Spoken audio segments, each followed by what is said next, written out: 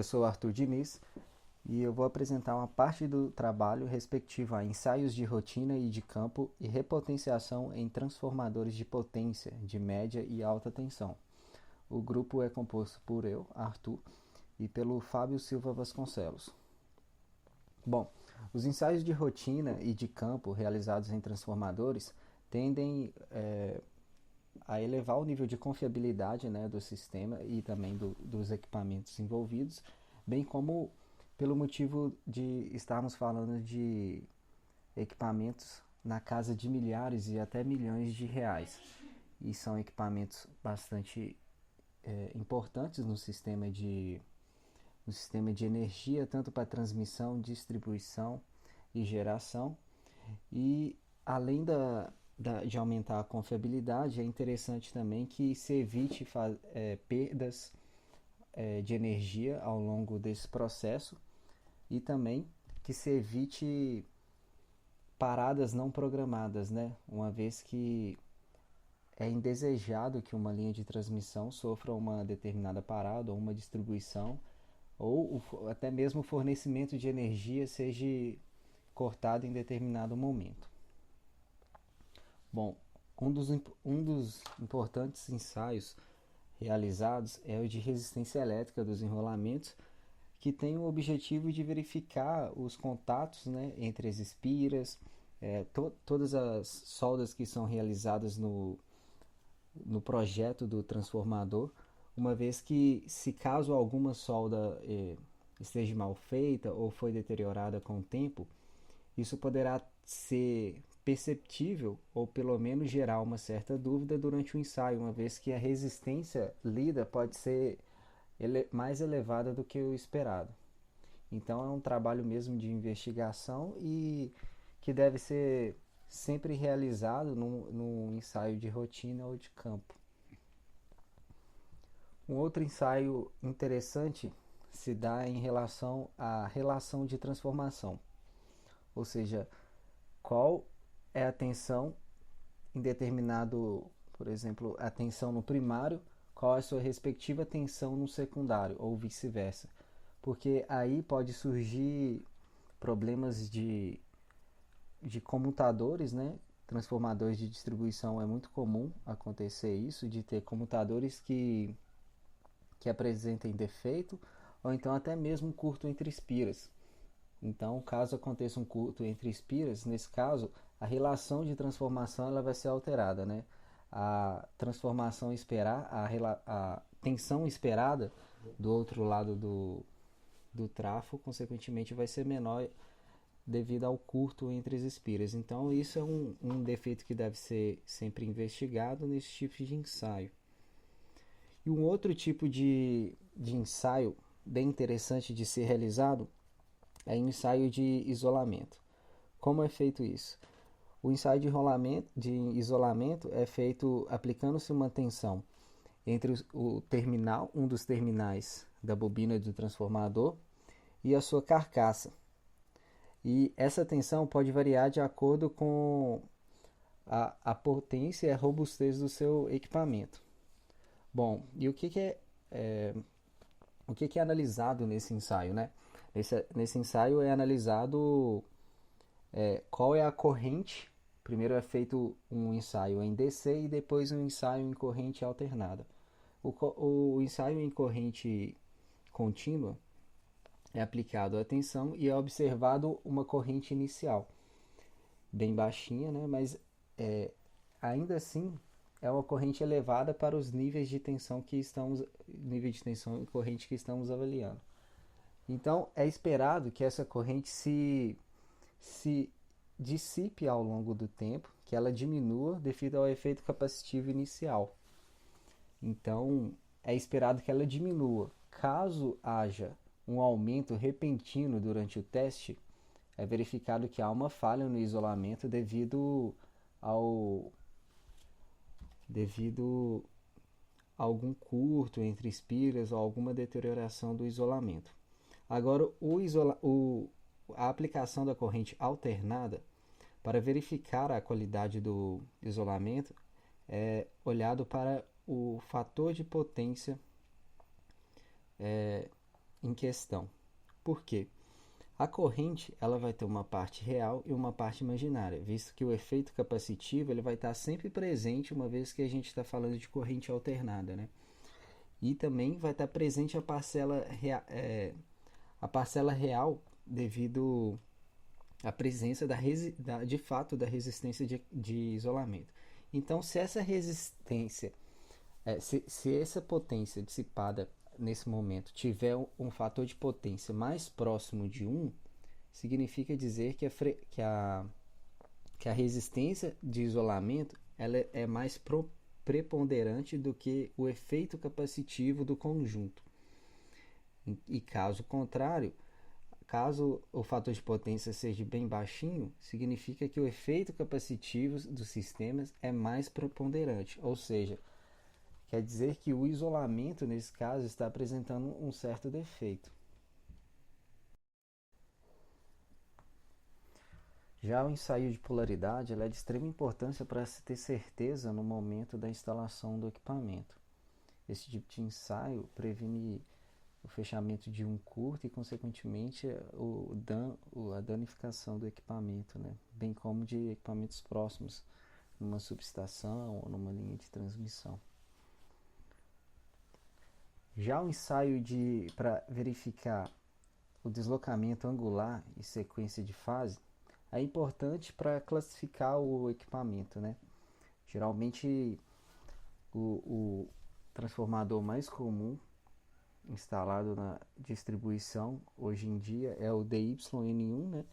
Porque ele pega o primário conectado em delta, uma vez que é oriundo da linha de distribuição, e ele no seu secundário é conectado em estrela para gerar o conector neutro, né? Que é fornecido nas residências. Então o DYN1 é o mais comum. A nomenclatura como funciona? A primeira letra escrito em maiúscula refere-se ao lado de maior tensão, ou seja, ao lado de alta. No caso DYN1, o D faz menção ao delta. Então, o lado de alta tensão está conectado em delta. O lado de menor tensão, ele está conectado em estrela, uma vez que a letra que corresponde a esse lado é o Y minúsculo. O neutro ele está conectado ao lado de menor tensão, uma vez que o N está em letra minúscula. E o número 1 faz menção a 30 graus, ou seja, o número 1 é múltiplo de 30 graus, o que significa dizer que a tensão do primário em relação ao secundário está defasada em 30 graus. O DYN5, por exemplo, está defasado de 150 graus. O DYN7 está defasado de 210 graus. E assim por diante. E tem outras maneiras também de se conectar um transformador. Tem transformador em zigue-zague. Isso vai depender muito da aplicação e do objetivo no momento. Um outro ensaio também importante de ser feito e para levantar determinadas características de um transformador é o ensaio de perdas em vazio e corrente de excitação. Essas chapas que compõem o núcleo, elas são laminadas e depois elas são coladas umas às outras, ou seja, não é feito de uma peça inteiriça. Até porque é interessante que haja essa laminação para que evite perdas por corrente de Foucault, né? E consequentemente a dissipação de energia ali na forma de calor.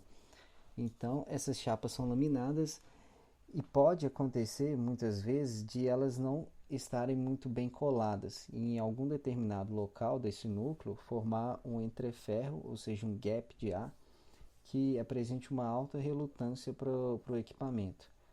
Quando isso acontece, o que é muito difícil, mas que é interessante de se investigar, as perdas em vazios são maiores e, consequentemente, a corrente para conseguir gerar o fluxo necessário nesse transformador vai ser maior.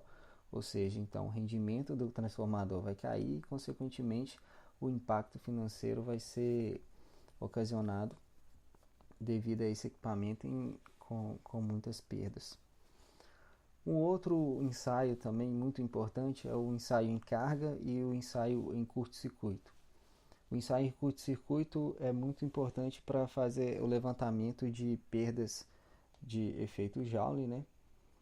E o ensaio em carga é determinado para ver o comportamento do equipamento e bem como a sua temperatura de operação, uma vez que a temperatura é um importante dado a ser analisado quando o transformador está em plena carga há muito tempo. Então, observa-se qual é a sua temperatura de trabalho para que ele seja monitorado a partir dali. E caso observe-se temperaturas mais elevadas do que a esperado, o transformador deve ser reavaliado novamente e, consequentemente, uma parada para manutenção deve ser feita novamente.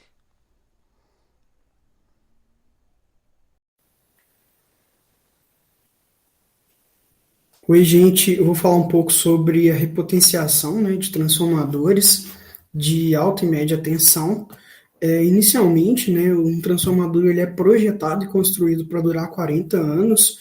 Os componentes como a bucha, o óleo refrigerante, o enrolamento, o isolamento, a estrutura física dele, todos são construídos para durar no mínimo 40 anos. Né? Não que necessariamente todos são feitos para durar 40 anos, mas no mínimo 40 anos. No entanto, né, quando os transformadores eles passam em algumas situações específicas, como por exemplo, igual teve a onda de calor agora em outubro desse ano, né, em outubro mês passado, em que a temperatura ambiente ela se eleva muito e junto com essa elevação da temperatura ambiente há uma elevação também do consumo de energia elétrica, pode ser que esse transformador ele venha a operar com um fator de serviço um pouco maior do que um. E, na verdade, até maior do que ele foi projetado, né? Porque alguns transformadores eles são projetados sim para trabalhar com um fator de serviço acima de um, mas ele acaba trabalhando com um fator de serviço acima do que ele foi projetado. E essa sobrecarga acaba causando, né, um desgaste grande nele, né, através de sobreaquecimento excessivo, que causa danos no óleo, no enrolamento, na isolação, causa, né, uma elevação do fluxo de dispersão. Há também, em alguns casos, por exemplo, quando os transformadores eles não estão bem vedados, né, há uma variação no teor de umidade e de gases, né, na isolação e no óleo, e elevação das solicitações mecânicas e térmicas, né, quando eles são colocados em sobrecarga. Isso pode causar danos em computadores, buchas, pode causar, por exemplo, excesso de umidade, pode causar oxidação nos terminais, nos cabos, e além também de que pode haver danos em TCs dos próprios transformadores. Nas buchas, né, pode haver o depósito de detritos, né, principalmente em cidades como Itabira, que tem mineração, pode haver um grande acúmulo de poeira nas buchas, além de fezes de animais. Por isso, isso acaba mudando a capacitância da bucha e do isolamento, né, do isolador, fazendo com que as características, né, originais do transformador acabam sendo perdidas. Além disso, em algumas situações de sobreaquecimento, né, por excesso de carga, pode haver a expansão do óleo e o vazamento de óleo do tanque, né, e acaba que essa expansão no óleo pode ser gerada também pela geração, né, de gases nesse óleo. E o que acontece quando gera o gás? Esse gás ele acaba sendo menos isolante do que o próprio óleo.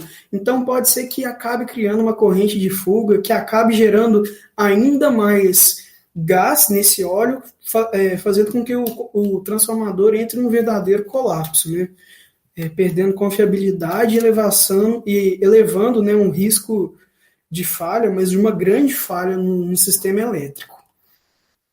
Em situações em que o custo de operação está alta, as perdas em vazia, ou em carga, ou perdas auxiliares deste transformador está alta, tem que se avaliar, e além disso, né, além dos custos estarem altos, as perdas estarem altas, o valor da manutenção também está alto, ele está sendo constantemente reparado, está tendo uma perda de eficiência, então você tem que avaliar o quê? Tem que avaliar uma repotenciação, uma reconstrução desse transformador.